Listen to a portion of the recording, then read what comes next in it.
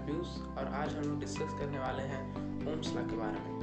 Ohm's law जो कि George Simon ओम sir के द्वारा दिया गया था। ओम्स लॉ जो कि एक इलेक्ट्रिसिटी चैप्टर में पढ़ा जाता है, बहुत ही इंपॉर्टेंट टॉपिक है क्लास 10th 11th 12th के लिए। तो एग्ज़ाम में हमेशा ही सब क्वेश्चन आता है। तो इसी ओम्स लॉ को आज हम लोग डिस्कस करने वाले हैं, देखने वाले हैं कि मतलब कैसे ओम्स लॉ मतलब क्या स्टेट देता है, उसका क्या स्टेटमेंट है, क्या प्रूफ है, यही सब आज हम लोग डिस्कस करने वाले हैं। तो आइए देखते हैं।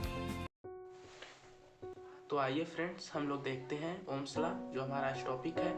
Ohm's law sir John Simon दिए थे ओम्स लॉ 1827 में।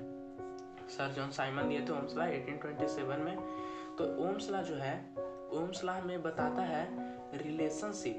ओम्स लॉ जो है हमें बताता है relationship between current and potential difference. यानी कि जो ओम्स लॉ हमें बताता है करंट और पोटेंशियल डिफरेंस, यानी पोटेंशियल डिफरेंस को हम लोग वोल्टेज भी बोलते हैं। तो जो ओम्स लॉ है वो हमें रिलेशनशिप बताता है करंट और पोटेंशियल डिफरेंस के बीच में। तो मतलब ओम्स लॉ के अनुसार जो मतलब कांस्टेंट टेम्परेचर पे एट कांस्टेंट टेम्परेचर, ये जो ओम्स लॉ जो होगा इसमें एक कंडीशन है कि कांस्टेंट टेम्परेचर होना चाहिए। तो कांस्टेंट टेम्परेचर पर जब किसी भी कंडक्टर से करंट फ्लो कराया जाएगा तो डायरेक्टली प्रोपोर्शनल होगा पोटेंशियल डिफरेंस। यानी कि किसी कांस्टेंट टेम्परेचर में किसी भी एक कंडक्टर से किसी करंट को पास कराया जाएगा, तब जो करंट होगा वो डायरेक्टली प्रोपोर्शनल होगा पोटेंशियल डिफरेंस यानी वोल्टेज के। तो यही है पूरा स्टेटमेंट ओम्स लॉ का। इसमें यही है कि जो मतलब कांस्टेंट टेम्परेचर बस होना चाहिए। कांस्टेंट टेम्परेचर में करंट जो है वो फ्लो होगा कंडक्टर से और वो डायरेक्टली प्रोपोर्शनल होगा पोटेंशियल डिफरेंस के। तो यही था स्टेटमेंट ओम्स लॉ का। तो आखिर ओम्स लॉ को मतलब हम लोग मैथमेटिकली अब डिराइव करेंगे। मैथमेटिकली डेरिवेशन इसका यही है कि जो वोल्टेज है वो डायरेक्टली प्रोपोर्शनल होगा करंट के। यानी कि डायरेक्टली प्रोपोर्शनल का मतलब कि जितना ज़्यादा वोल्टेज रहेगा उतना ही ज़्यादा करंट भी रहेगा। तो इसमें जो है वो भी डायरेक्टली प्रोपोर्शनल रहेगा। इस प्रोपोर्शनल इसका साइन हटके प्रोपोर्शनलिटी का इक्वल टू साइन लगेगा, v equal to I R. तो ये जो है हमारा मेन फार्मूला बन गया। इसी से सारा न्यूमेरिकल बनेगा। ये बहुत इंपॉर्टेंट होता है, ठीक है। तो v equal to I R, where v जो होगा वोल्टेज या पोटेंशियल डिफरेंस रहेगा, i जो रहेगा वो करंट रहेगा एंड r जो रहेगा वो रेसिस्टेंस रहेगा, ठीक है। तो अगर हमें न्यूमेरिकल में दे दिया वोल्टेज फाइंड करने के लिए, तो हमें ये फार्मूला लगाएंगे v equal to I R. Ohm's law के अनुसार v equal to I R. अगर हमें रेसिस्टेंस फाइंड करने के लिए दिया तो r equal to v by I. अगर हमें करंट फाइंड करने के लिए बोले तो i equal to v by R हो जाएगा। तो ओवरऑल इसमें अगर हम देखें तो एक v equal to I R में एक वर्ड आता है r मतलब होता है रेसिस्टेंस।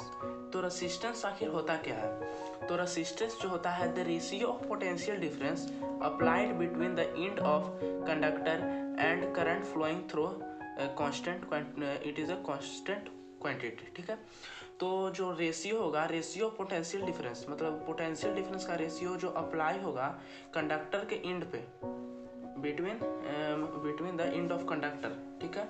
कंडक्टर के बीच में जो रेशियो अप्लाई होगा पोटेंशियल डिफरेंस का यानी वोल्टेज का, वो current flowing through constant temperature, और उसमें जो करंट जो होगा फ्लो होगा कांस्टेंट क्वांटिटी के साथ। यानी कि जो क्वांटिटी रहेगा करंट का वो कांस्टेंट रहेगा। इसका मतलब कि ना वो बढ़ेगा और ना ही घटेगा। तो यही है रेसिस्टेंस। तो जो रेसिस्टेंस मतलब जो है रेसिस्टेंस यही है। और अगर आगे आते हैं तो हम पहले देखे थे कि जो ओम्स लॉ है वो करंट और पोटेंशियल डिफरेंस के बीच में रिलेशनशिप बताता है। तो क्या रिलेशनशिप बताता है? इससे हमें ओवरऑल यही रिलेशनशिप बताता है कि रिलेशन जो है the current is directly proportional to potential difference. यानी कि जो करंट रहेगा वो डायरेक्टली प्रोपोर्शनल रहेगा पोटेंशियल डिफरेंस के। पोटेंशियल डिफरेंस यानी कि वोल्टेज। और सेकंड है कि the current is inversely proportional to resistance. यानी कि जो करंट है वो इनवर्सली प्रोपोर्शनल रहेगा रेसिस्टेंस का। यानी कि जब करंट घटेगा तो रेसिस्टेंस भी घटेगा, और इसमें करंट जब बढ़ेगा तो पोटेंशियल डिफरेंस बढ़ेगा। तो ओवरऑल यही दो रिलेशन इसमें से आता है। तो यही था हमारा जो पूरा टॉपिक था ओम्स लॉ। अगर आपको कोई भी इसमें डाउट हो तो आप कमेंट में लिख सकते हैं, बता सकते हैं हमें। और यही था ओम्स लॉ। तो मिलते हैं अगले वीडियो में एक नए टॉपिक के साथ। तब तक के लिए बाय, थैंक यू।